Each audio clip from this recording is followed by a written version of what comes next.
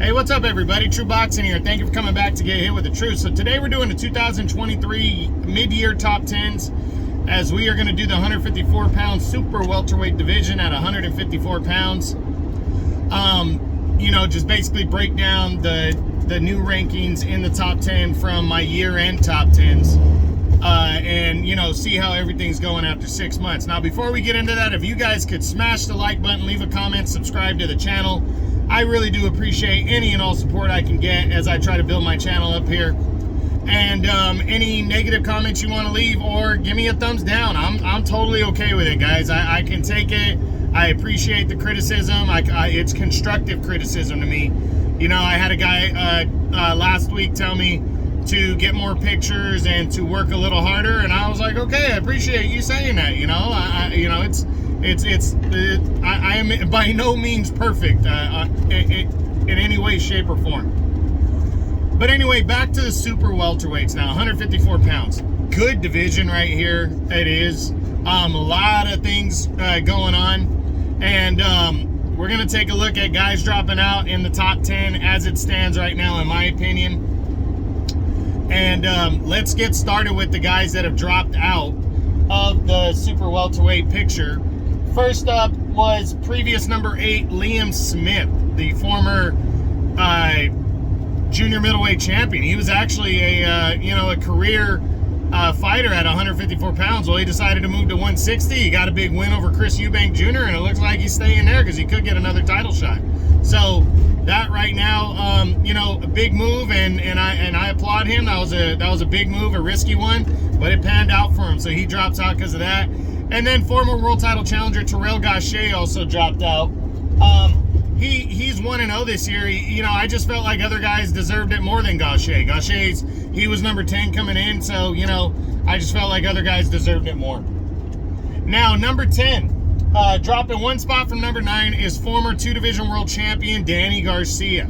Well, Danny Garcia did not fight, but it's expected that he is going to meet Erislandy Lara at 155 pounds of catchweight for the WBA middleweight title. It has not been formally announced yet, but that's supposed to be what happens next, because Lara was supposed to make a mandatory defense against Michael Zarafa of Australia, and he paid step-aside money. The WBA approved of Lara defending against Danny Garcia next at that catchweight. So that should be interesting for Danny, because if he wins, what does he do? Does he stay here? Does he move down or move back down? Gonna be interesting to see what happens for Danny Garcia. I think him fighting at 155, win or lose depending on how he looks, definitely affects him at 154, since that's only 1 pound more. So and because he's a small guy anyway, so that's, he's taking a big risk to go after the 39-year-old Lara. But we'll see how it pans out. Personally, I don't think he's gonna beat Lara, but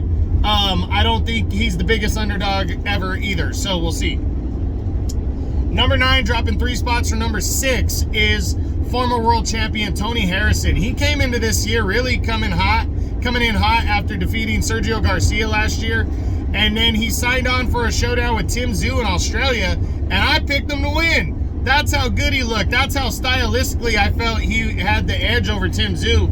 And Tim Tszyu is just, a beast. That guy just went in there, broke down Tony Harrison, stopped him in 9 rounds, and left no doubt. Harrison now really don't know what he's going to do. I wouldn't be surprised if he took the rest of the year off.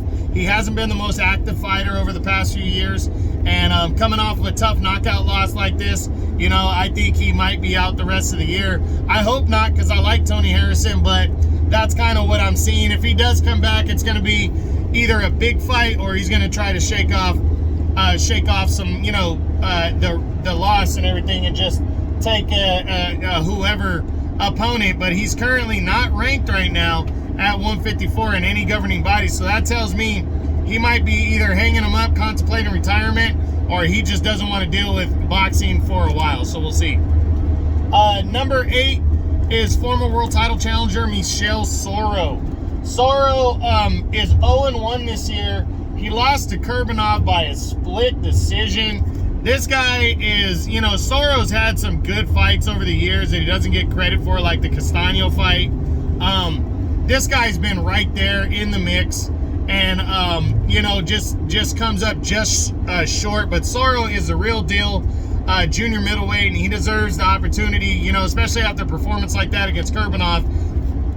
Excuse me, he deserves to be in the top 10. So we'll see what he does next coming off that loss. He's currently number 5 in the WBA. Speaking of Magomed Kurbanov, he is number 7. He stays number 7. He's 1-0 this year. He took on Michel Soro, as we said, and got a close split decision victory there, and is still highly ranked. He's number 2 in the WBA now. So that title, I mean, especially with Jermell Charlo moving up to 168 to fight Canelo, I mean, who knows what's going to go on with those belts. I think the governing bodies are going to get together and start making decisions on belts going vacant, and we very easily could see Magomed Kurbanov competing for that vacant title next. So hopefully we hear something soon about all that. We'll keep you posted. Number 6 is Erickson Lubin, the former world title challenger. He drops 2 spots from number 4, but that's only because other guys moved in. Lubin returned from that devastating but great knockout loss to Sebastian Fundora, and I say great because he put all heart in that one. He took a beating, but man, he dealt one out too. It was the fight of the year in my book, and in 2022, and he came back and took on veteran Luis Arias, and I think they met at like 156 or so, and he went in there and put it on Luis Arias. He really did. It might have actually, I don't think it was at the full 154 weight, but he went out there and dominated Luis Arias. He got a 6-round TKO. You can argue that it was a little early, but I feel like he was on his way to, I was a 5th round actually. I felt he was on his way to stopping Luis Arias anyways. So for me, Erickson Lubin, this is a fantastic performance, and it was great seeing him come back like that. Now, Lubin really could go to 160 if he wants, or stay here at 154, where I think he's better and stronger. But it's up to him, and I think he could do either one. But from what it looks like, he might be more attracted to the 154-pound division, because 160 is pretty depleted right now. Even though there are fights there, like there's not fights that he could absolutely land at the moment. Like maybe Carlos Adames, but Adames would have to be into that. His highest ranking is number 6 by the WBC, but I think Erickson Lubin, because it's so deep at 154 for the PBC, he could probably get better opponents here. Plus, we don't know if all the titles are about to go vacant, because Jermell Charlo moving up to 168 to fight Canelo for undisputed there. So a lot of moving pieces at 154. Going to be very interesting to see how the governing bodies mix up the titles for guys like, and guys like Erickson Lubin might benefit and be able to get title shots. Number 5 is former interim champion Sebastian Fundora. Fundora was number 3 with a bullet. He was coming off that fight of the year with Lubin that we just talked about, and then he ran into Brian Mendoza, and what a fucking shocker. He was pretty much dominating the action, was really landing the, I had him winning every round against Mendoza. I'll be honest with you, I went out of the room to go to the bathroom. And then as I'm walking out of the bathroom, my dad's yelling after I had told my dad that, because he asked about the fighters, I told my dad, hey, this guy's got it on lock. He's the next big thing, blah, blah, blah. Next thing you know, he goes, hey, the next big thing just got knocked out. And I ran in there to see it. I mean, what a brutal knockout, but a great combination. Way to catch him, way to keep fighting by Brian Mendoza. And Fundora, tough loss, really tough loss for him. That was a huge upset. For his sake, I hope he gets the rematch. I know he is a mismatch for most fighters, but man, I hope Fundora gets a rematch, because I really don't think anybody's going to fight him right now, because he's such a difficult opponent for most fighters. So I really hope he gets the rematch, because he was dominating the action. We just got to wait and see what happens. He's currently the WBC's number 4 contender, and we haven't heard anything from him about what he's planning on doing. But number 4, Busting into the top 10 with a bullet is Brian Mendoza, the new WBC interim champion. Mendoza, as we said, what a brutal upset knockout victory he scored over Sebastian Fundora. He caught him cold.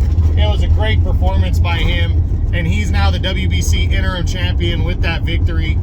There haven't really been any talks about a rematch with Fundora yet, but I will say the Charlo situation is going to be interesting because he currently has 2 interim champions, and one of them is Mendoza. Are they going to strip Charlo? Is the WBC going to strip Charlo of its belt, of the belt? The WBC has been pretty lenient with fighters, especially, and all the governing bodies kind of have too, but the WBC has been extra lenient with fighters, unified champs, fighters when they want to move up. And Charlo, the first title he had, the title he's held twice, is the WBC belt at 154. I personally think they're going to allow him to hold on to the belt until we at least see the fight in September with Canelo. So Mendoza might schedule a fight after that, maybe a rematch with Fundora, and if Charlo says, hey, I'm not returning to 154, then he gets upgraded to champ. But either way, I think Brian Mendoza really has opportunity to land a big fight sometime soon. Maybe Charlo will say fuck it and give up all his belts and then come back down and fight Mendoza, but that obviously wouldn't be till next year.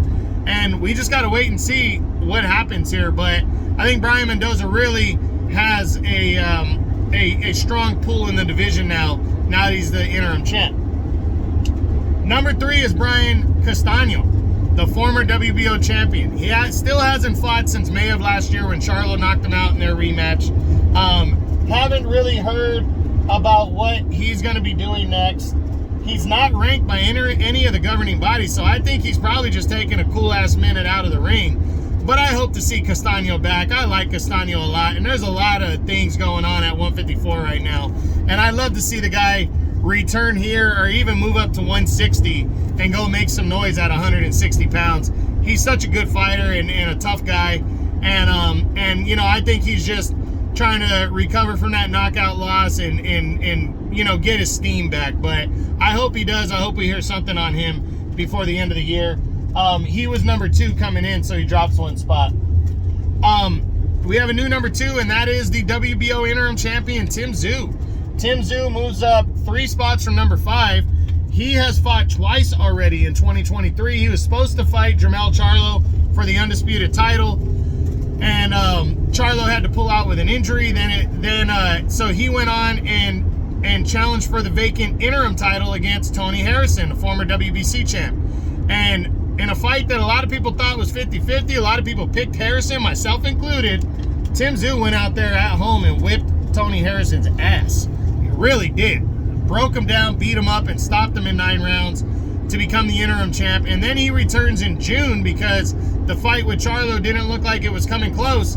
And he took on Carlos Ocampo, a former world title challenger, and a guy who really had gotten a lot of steam back after a strong performance against Sebastian Fundora last year. He showed a lot of heart in a decision loss and really showed, was looking like a guy that could mix it up. And Tim Tszyu destroyed him in 1 round. And Tim Tszyu is just on the rise with a bullet. But he has been disappointed. The fight he wanted with Charlo isn't going to happen. Charlo is moving up to 168 to challenge Canelo for the undisputed title there. And, Tszyu is definitely disappointed by that. But, and the WBO now has to come to a decision about what they're going to do, because Tim Tszyu is knocking on the door and wants his title shot. I personally think they're going to strip him of the title, and Tim Tszyu will be upgraded to full champion. Unless Charlo puts something in writing that his next fight will be against Tim Tszyu, which I don't think he's willing to do until after he fights Canelo and sees what happens. But I personally think Tzew's going to be upgraded to full champion, and then we'll see who he decides to fight or who's willing to fight him after that. But I hope it's a good size, big fight for him, because that's what he was trying to get, and he's not getting it now. So, but he's definitely red hot right now, and we'll see what happens for Tim Tszyu. But still number 1, and you have to call him that, is the undisputed champion, Jermell Charlo. Even though he hasn't fought since May of last year, even though his next fight is going to be at 168 against Canelo Alvarez, you have to rank him because he's still the undisputed super welterweight champion. And, you know, he's deserving of that distinction as the super welterweight champ, you know, and the #1 guy in the division. You know, but we don't know what he's going to do next. You know, after Canelo, it really just depends on how he does. Personally, I don't think he's going to want to return to 154 after a major fight with Canelo. I think he's going to lose. And then what does he want to do after that? Well, it depends on how he loses. But he definitely is probably going to be like, man, I ain't trying to defend all those belts right now. I'll hold on to whatever belts they allow me to if I return to the division, or I'm going to be fighting at 160 next. That's what I think he's probably going to end up deciding to do. But as of right now, you know, he hasn't done that yet, and he's still the technical undisputed champion. So we got to wait and see what goes on. But you know, I applaud Jermell Charlo for taking the fight with Canelo at 168 for the undisputed title, and I'm looking forward to seeing it. I think it's a big risk and a big challenge, but you know, but that's a risk that fighters need to take more often in order to be great. And that's what I respect the shit out of Jermell Charlo, that I don't like about his brother Jamal, is this guy is willing to take the risk. He's willing to be that guy and to dare to be great. And that's why he's in this position that he's in, and he's getting this shot. So I'm really looking forward to it. Saturday, September 30th, on Showtime pay-per-view, as Charlo, the undisputed super welterweight champion, moves up. But I'm definitely thinking we could be seeing a new king at 154 come the new year. So we'll see what happens, but that's it. That's what I got. That's my 2023 mid-year top 10s. I hope you guys enjoyed the video. If you did, smash the like button, leave a comment, subscribe to the channel. I appreciate any and all support. This is True Boxing. You've been hit with the truth.